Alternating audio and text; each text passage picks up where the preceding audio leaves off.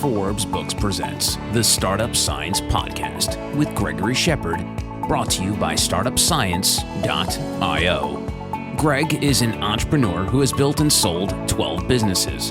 He's a recipient of 4 private equity awards and is a featured 10X speaker and Forbes author. Here's Gregory Shepard. I'm back with Park Howell, the author of Brand Bewitchery. We've been talking about how his business of story has helped big businesses clarify their brand narrative and connect authentically to their audience. We also broke down the power of Park's simple ABT story framework. And, but, therefore. Now, Park, let's get into failure. How do you deal with a scenario where you make a big mistake and you need to use the ABT framework to make up for that mistake? You come clean on the mistake, right? I love this and I was going for this, but then I blew it by doing this, and this was the outcome of it. Therefore, here's how I'm going to rectify the situation and move forward. There's your setup problem resolution dynamic again, right? Is there a variation, though, between, like, if you're talking to a customer or an investor or a mentor or an advisor, or a partner or a vendor? Like, are there variations to this, or are you using the same structure regardless of who you're talking to, at least in the beginning of the conversation? Gosh, I use no variation for the framework of itself. Now, the content's going to vary depending on who it is, of course. But that setup, I really always like to start with a statement of agreement. So say I blew it with you, Greg. Greg, I was so excited to be on your podcast, and it was great that we've got this set up, but I completely blew the time zone and missed our appointed time. Therefore, I'm hoping your heart will be open and we can still have a chance moving forward on this. So I always like to start with a positive aspiration up top to get them nodding. Yes, we agree. Then insert the problem. Now, you can do it backwards. You can start with the problem up top, but that statement of contradiction needs to contradict the problem, but then introduces your solution, therefore is the way forward. We have found that is not nearly as effective for one major overriding reason. When we start with the problem or what we perceive to be the problem for our audience, sometimes we miss the mark. And they'll say, Park, who the hell do you think you are? That's not the problem I see at all. Or we're the outside consultant looking in, and we know what their problem is because we have the benefit of clarity from the outside looking in, but they haven't bought into the fact of our problem. They think their problem is still over here. So what we do when we lead with a problem is we can often set up a divisive relationship that now I've got to prove my point that this is what your problem is, and nobody likes to be in that situation. So instead, we always like to start with aspiration, a shared vision. Can we agree that this is what we all want? Yeah, you're dead on. But we don't have it because of this problem. You're correct. Even if they start thinking, we're off on the problem, at least we have that shared statement of agreement or mindset going in. Then we can work through the problem. If you do this really well, you will win them over to the way you see the problem versus the way they think the problem is. So set up problem resolution agreement. Yes, that's right. Conflict. Oh shit, here's our problem. Therefore, resolution. Here's the way forward. You could use it for crisis management. You could use it for reputation. You could use it to educate. Like, one of the things is a lot of founders that are starting new businesses are disrupting something, which means that they have to, in some cases, explain that there is a problem in the first place. The people don't even know there's a problem, right? So they have to start out by educating the customer so that they're aware of something, so that they're interested in buying something. In that scenario, would you apply ABT the same way, or would you take a variable? Because it sounds like it's just an algorithm that you could use. It's beautiful because it's so simple. You could use it for anything all the time. Right? Yeah. Well, think about it this way. Say, Greg, do you play an instrument? No, I play the computer. The computer is my instrument. All right. You call me up one day, you see my piano back here, and you say, Park, I want to learn how to become a jazz musician. Awesome.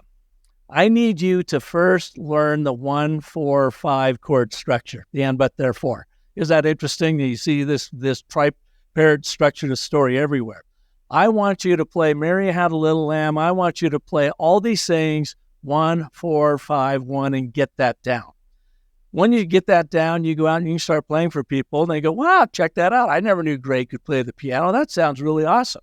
Now you start leveling up, and you go, Park, I want to have some more fun with this. All right, you've got the structure down of the ABT or the 1, 4, 5, 1. Now it's your job to start improvising on it, but only until you really nail that ABT or that 1, 4, 5, 1 structure. So once you get good at this, and to get good at it takes, I've been doing it a long time and I'm still learning how to do it in lots of different ways. If you apply it to your work for 4 to 6 weeks, and I'm talking about emails, you got to write emails anyways. Write 3 emails a day, starting with an and, but, therefore. It's going to require you to burn a few calories up front, spend some energy to really get focused on your audience and your message, but you're going to find, number one, that it's a fabulous place to practice learning ABTs to build that narrative intuition. Number 2, your emails will get responded to a lot faster because you were so crystal clear. You were not making that Homo sapien storytelling monkey on the other end of that email trying to decipher what the hell you're saying. And number 3, it has a built-in call to action to it. So the thinking here, again, is going back to your initial question, get the structure down first, and then feel free to improvise on it once you start getting more comfortable with it. And by the way, it's fabulous for A/B testing. So say you've got a LinkedIn campaign out there, go ahead and write your typical LinkedIn post and then rewrite it as an and, but, therefore. Run them side by side for a month, and I guarantee you will see 400 to 600% increase, 4 times to 6 times increase in engagement simply because you put it in this narrative framework. That is just so beautiful. It's like I took my daughter to self-defense, and there's a lot of moves in self-defense, right? And the instructor was like, listen, I'm going to teach you 3 punches, 3 blocks, and 3 kicks. And once you master those, you can put them in different combinations. And it's like, it's the same kind of thing, right? You master those, and then you learn how to do variations of those things when appropriate. That's so right. People need to master the ABT, right? And then from there, start doing their own versions of the ABT. I totally get it. Let me digress for a second and ask you a different question, which is, I'm really interested in the answer here. Who do you think is a master at ABT in the like, if you look at the Elon Musk and the Steve Jobs and all the guys that are out there, the Bezos and the Larry Ellison and Mark Benioff and all these, classic CEOs, who would you say, or leaders, I should say, or thought leaders, whatever, who would you say is got this down?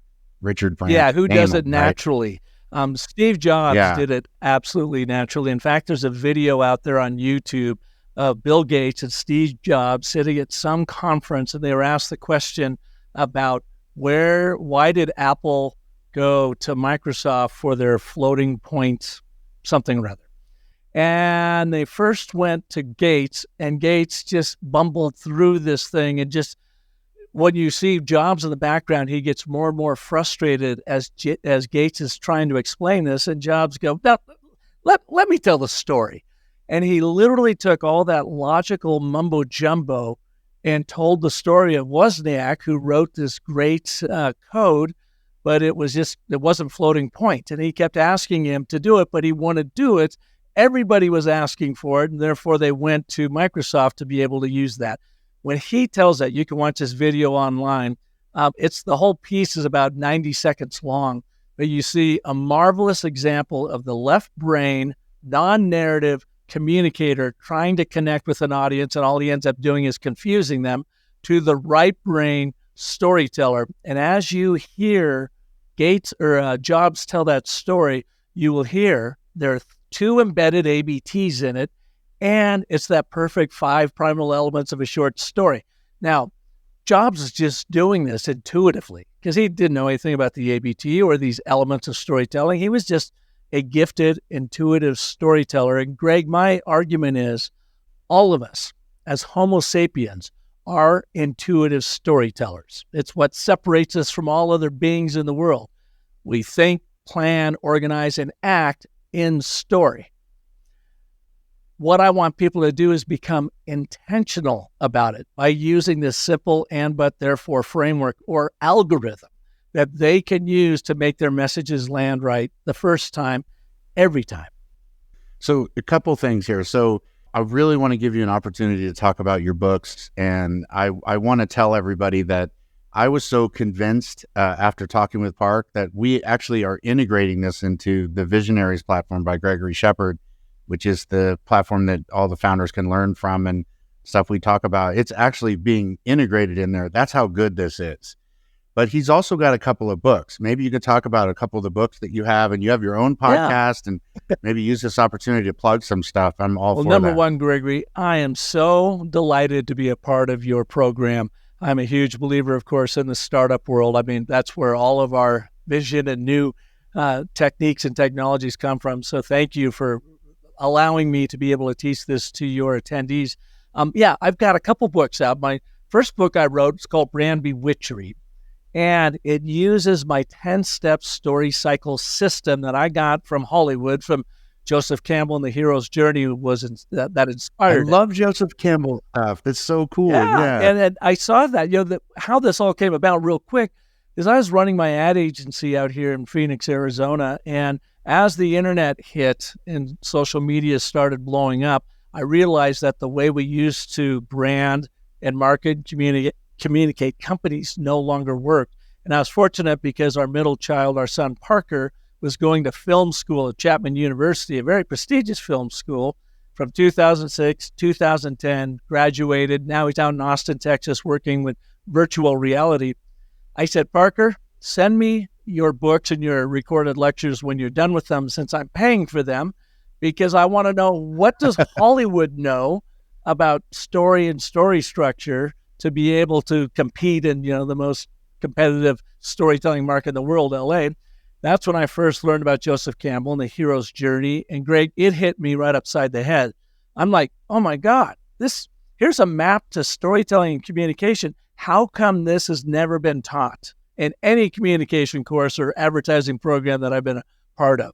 That's when I boiled it down, and we started using it for brand development, brand narrative strategy development. Yeah, you've simplified it a lot, because, the Hero's Journey is it's a way more. Yeah. It takes some time to get it down, but you've got it to the point that it can be digested. And the Hero's Journey is a one and done circle, right? You got a hero in their ordinary world. They have a call to adventure. They go to this extraordinary world. They get put through trials and tribulations. They learn something about themselves. They get leveled up. They return back home.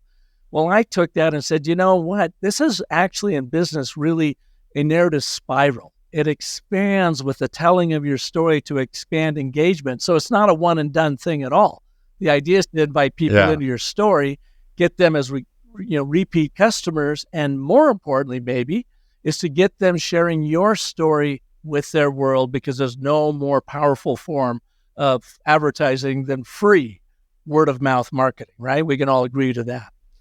So I was teaching that and worked with a lot of brands on it. And then I found the and but therefore about 10 years ago through my good friend, Dr. Randy Olson, Harvard evolutionary PhD scientist turned USC film school graduate. He's written several books on using narrative in the science world to be able to communicate their big complex ideas, simplify them, clarify them so the rest of the world can learn. And when I found the ABT in his second book, again, written for the science community, I'm going, oh my God, Greg, this is like the holy grail for branding and marketing. Talk about being able to take a complex pitch message and simplifying it from our audience's point of view, giving you that narrative framework that limbic buying brain loves. And I'm like, is this thing too good to be true? And so I started researching it. Think about nursery rhymes. Almost every memorable nursery rhyme is an and, but, therefore. When I say nursery rhyme, do you have one that pops to mind? Yeah. I mean, I like Dr. Seuss stuff. Yeah. But I was just, when you were talking just now, I was just thinking about, there's something immensely valuable. I mean, first, let's talk about your genius, right? You have taken and studied all these different ways to tell a story. And then you have digested these and compressed them and distilled it down to a very simple way of teaching that. And then you've created a way to go about this in a book. And outside of a book. It's genius to begin with. Thank So you. anybody that gets involved here, it's not like you're just getting, this Park Howell's approach to this, right? You're getting everybody's approach to this distilled down for you. That's pretty amazing, man. That's friggin' pretty awesome.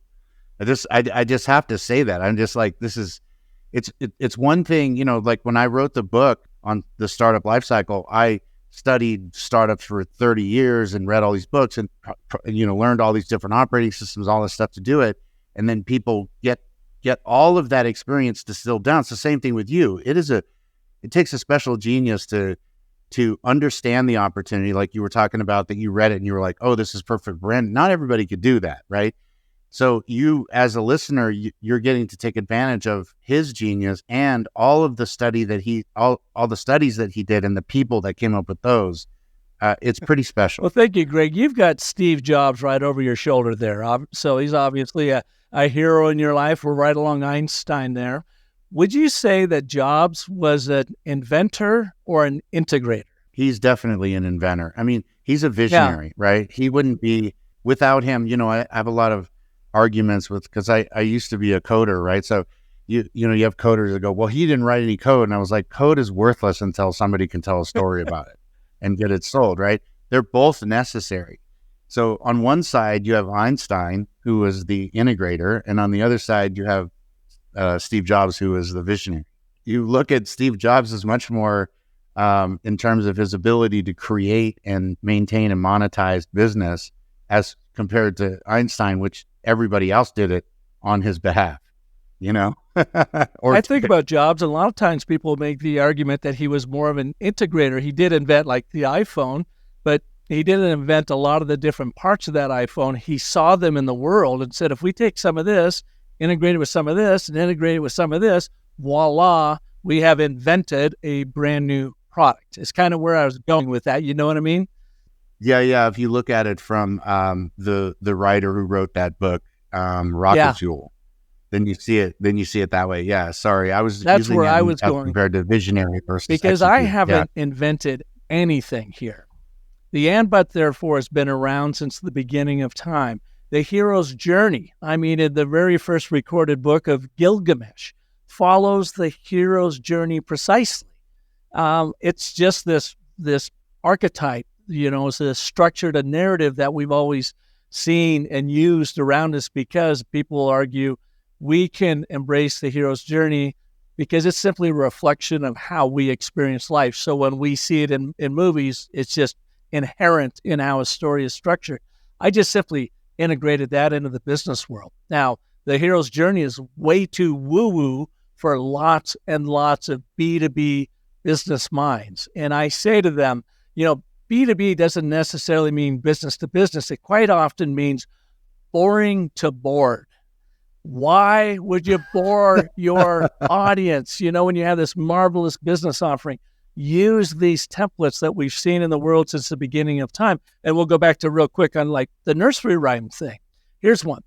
Little Miss Muffet sat on a tuffet, eating her curds and whey. Along came a spider who sat down beside her and frightened Miss Muffet away. Perfect and but therefore. And people would argue, well, Park, there's and but and therefore don't even exist in that. And I say, yes, but they're all implied in the framework. For instance, Little Miss Muffet sat on her tuffet and she was eating her curds and whey. That's our setup. That's Act 1. That's agreement. Now here's the complication. But along came a spider who sat down beside her, which triggers our limbic problem-solving brain, begs the question, what the hell happened next? Leads to our statement of consequence. Therefore, frighten Little Miss Muffet away. You see it everywhere in the tripartite structure of the story. So why don't we use it in founders' pitches, in explaining our complex ideas and making them very simple from the point of view from our audience and underscoring the outcome? What is the benefit of this without overriding or overdoing what we're making in the widgets that are so near and dear and special to our hearts? Nobody cares. They just want to know, what do those widgets lead to? What is that outcome? Yeah, you're right. I always tell founders, they oftentimes forget, there's the ICP, the ideal customer profile, which is the business, and then there's the persona, which is the person. And a lot of times when they do marketing, they focus on the business and they forget that they're having to convince a person. The person isn't always in favor of what the business is in favor of, especially if it's going to cost them their job or create stress or make them go to their CFO and ask for more money or whatever, those sort of things, right? It becomes, so this is a way to talk to the person and then turn that person into your champion. And then they're willing to march through the battle with you in order to get the thing to the people that need to make it happen for the company. Greg, are you familiar with Christopher Lochhead? He is a brilliant branding mind, category design mind up at Silicon Valley. Yeah, I went to he was a keynote at a lecture I went to, yeah. Yeah, and he wrote with his partners one of my favorite all-time branding books, especially for the tech sector, called Play Bigger. And he had me on his podcast about a year ago. And I introduced to him, and he's all about POV, that point of view of where your brand and how you can design a category, become the category king by being the first to market with it and really owning it. And I told him about the ABT. Then the very next day, he puts it in a text. He uses the ABT for a text, sends it out to the world, takes a screenshot of it and sends it to me.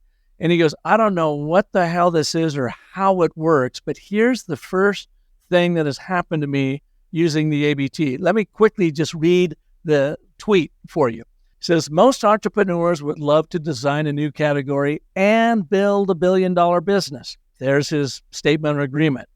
But there is so much startup bullshit on Twitter, it's hard to know who to listen to. Therefore, meet David Sachs. He knows a few things, and then there's a link to his show interviewing David Sachs. So perfect ABT, but here's the thing. In under 6 hours, Christopher Lochhead got over 60,000, almost 70,000 engagements on that one tweet. And now this is a very prolific social media contributor out there. And he goes, Park, I have never seen anything like this before. And now he uses it to set up his podcast interviews, his Substack articles. He uses the ABT throughout. There's a good example of the power of it in your world from a guy who's made a very nice career out of creating POVs or category designs, and how the ABT does this, as he says, fantastic double click on their approach to category design. So if we were to give then the audience some resources, first of all, how did they get in touch with you? What books should they buy? Is there, what blogs, like what are all the resources that they need to learn ABT? I'm sure anybody that's listening right now is just sitting there going, holy shit, how do I get a hold of this thing? So I've got Business of Story podcast. I've been doing it for 8 years. I have been rolling out a special series on brand bewitchery. Instead of me just sitting down and trying to read this book and putting out the audio book all in one fell swoop, what I did is I decided to chunk it. And every episode, starting with episode number 420, I read you one chapter and give you a bunch of examples. So you can sit down and listen to Brand Bewitchery on your drive home. I'm halfway through the book. So that's one place to go. On my podcast as well, episode number 400 is I take the listener through my 10-year journey with the ABT, have Dr. Randy Olson on, who first introduced me to it, and a number of other people that have used it. And it's a way to understand all of the different applications of the ABT. That's a great place to go. Third thing I'd say is I've got this book that I co-authored, and I mean, it's a little one with Dr. Randy Olson, and it's a quick little hand guide, if you will, as you are sitting down to write ABTs. It's called the Narrative Gym for Business. And as you start applying the ABT, this will give you a lot more case studies and examples and take you on a much deeper dive than we could do today on how to use the ABT 201, ABT 301. And then, of course, your course. We'll be teaching the ABT, the 5 primal elements of a short story for big impact, and the 10-step story cycle system that you can use for presentations, pitches, and long-form communications right with your startup science course. Right on. So we'll put some of that stuff into the show notes. And man, I got to tell you, I just had a great time talking to you at the show and listening to you. And this was really fantastic. And I think it's a real honor. Like I said, you're so humble, and it's real easy to forget about how much talent it takes to recognize an opportunity and then execute on it. And then, it's easy to make something simple complicated. It's really hard to make something complicated simple. And you've mastered that. And I'm, just gratitude, Park. It's a real benefit for everybody to have you around. And I appreciate your time. Well, Greg, thank you so much for being here. Or for me being with you. I'm so used to hosting my own show. I'm thanking you for being on my show, which you were on a few weeks ago, a month or so ago. Yeah. Yeah. I'm excited to be able to talk to you. Thank you so much. Have a great day. Thanks, man. You too. And that's it for another episode of the Startup Science Podcast. Founders, as a thank you for leading the changes in our world, I'm offering free access to my Startup Science platform, Visionaries by Gregory Shepard. A one-stop shop for founders. It has everything from a startup academy to investor match, grant finder, pitch finder, virtually everything in the startup ecosystem there for you. Go to gregoryshepard.com, click on Visionaries to get access, and use the code FOUNDERS, all capitals, for free access to the platform. Check it out for yourself. And if you enjoyed the show, we would love it if you could subscribe so you never miss an episode. I'll see you next time. Namaste, my friends. The Startup Science Podcast with Gregory Shepard is brought to you by startupscience.io. Founders can log on to startupscience.io and use code FORBES to get free access. To connect and find out more about Greg, go to gregoryshepard.com. The Startup Science Podcast is a production of Forbes Books.